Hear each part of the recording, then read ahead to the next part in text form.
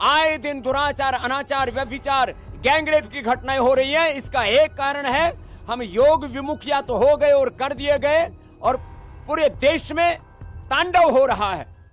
आज 78वें स्वतंत्रता दिवस, स्वाधीनता दिवस को देश मना रहा है।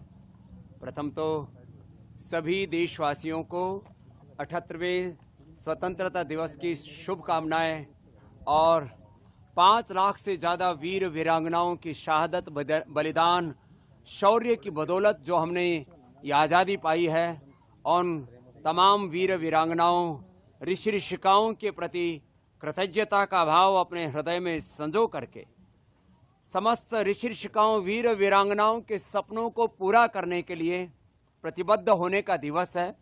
और हमारी प्रतिबद्धता है कि हम राजनीतिक आज़ादी के साथ साथ इस देश में आर्थिक आज़ादी के लिए एक बड़ी क्रांति कर रहे हैं और करेंगे, क्योंकि पूरी दुनिया की संपत्ति पर, संसाधनों पर, वैभव ऐश्वर्य पर 1% से भी कम लोगों का एकाधिकार है। उन्होंने, उन साम्राज्यवादी ताकतों ने अपने क्रूर पाशों में पूरी दुनिया की सारी संपत्ति को एक तरह से रौंद रखा है, उन्होंने अपने हाथों में जकड़ रखा है।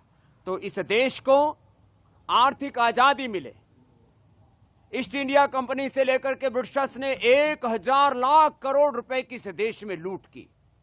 अभी भी लाखों करोड़ की अर्थव्यवस्था पर भारत के शेयर मार्केट से लेकर के, भारत के एफएमसीजी सेक्टर से लेकर के ऑटोमोबाइल, मोबाइल, एग्रीकल्चर इंडस्ट्री में एमएनसीज का बहुत बड़ा आधिपत्य है। और किसी भी स्वाधीन राष्ट्र के लिए बहुत शर्मनाक होता है कि इस देश की अर्थव्यवस्था यदि आजाद नहीं होती है, विदेशी हाथों की गुलाम होती है, तो कभी भी देश पूर्ण सम्मान और स्वाभिमान के साथ, पूर्ण आजादी के साथ जी नहीं सकता है।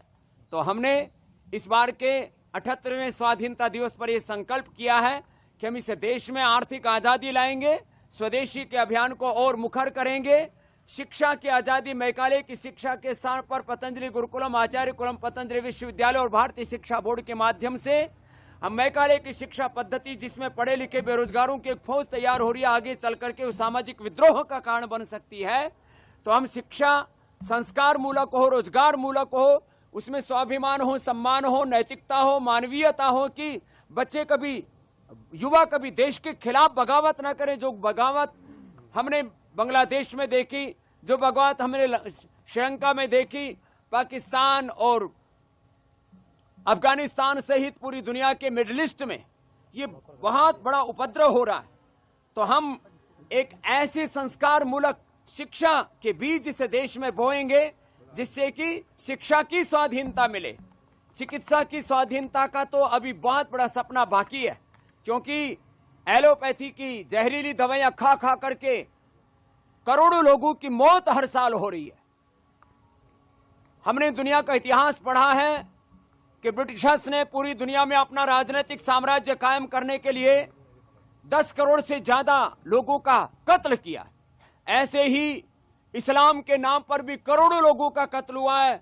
लेनिन, मार्क्स और माओ की जो क्रांतियों के नाम पर कत्ल हुआ है, विश्व युद्धों में और अलग अलग त्रासदियों में करोड़ों लोग मारे गए।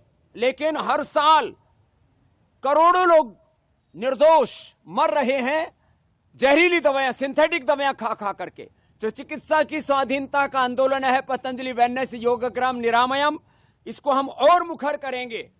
एक तरफ आर्थिक आजादी, दूसरी तरफ शिक्षा और चिकित्सा की आजादी, तीसरी तरफ सांस्कृतिक और वैचारिक आजादी, और रोगों से, नशा से, वासना से इस देश को आजादी दिलाने के लिए। क्योंकि जिस तरह से सोशल मीडिया के माध्यम से एक बहुत बड़ा वैचारिक युद्ध चल रहा है, उसमें भारत के बच्चे और जवान बर्बाद हो रहे हैं। इस तरह से लोगों के दिली दिमागों में वासनाओं की आग भड़क रही है। आए दिन दुराचार, अनाचार, व्यभिचार, गैंगरेप की घटनाएं हो रही हैं। इसका एक कारण है हम योग विमुख या तो हो गए और कर दिए गए और पूरे देश में तांडव हो रहा है। भारत भूमि जो ऋषियों की भूमि है, वहां पर जब हम गैंगरेप जैसी घटनाओं को देखते हैं तो हृदय कांप उठता है।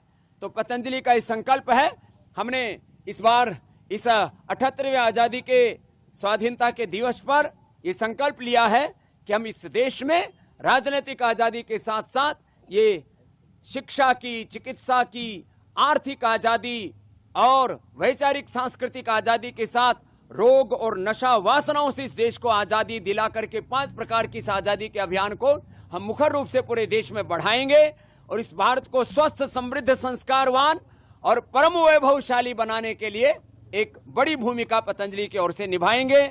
और ये निभाई है पिछले 30-35 वर्षों में पतंजलि अपनी भूमिका। हम 50 वर्षों से इस योग और कर्मयोग के पथ पर चल रहे हैं।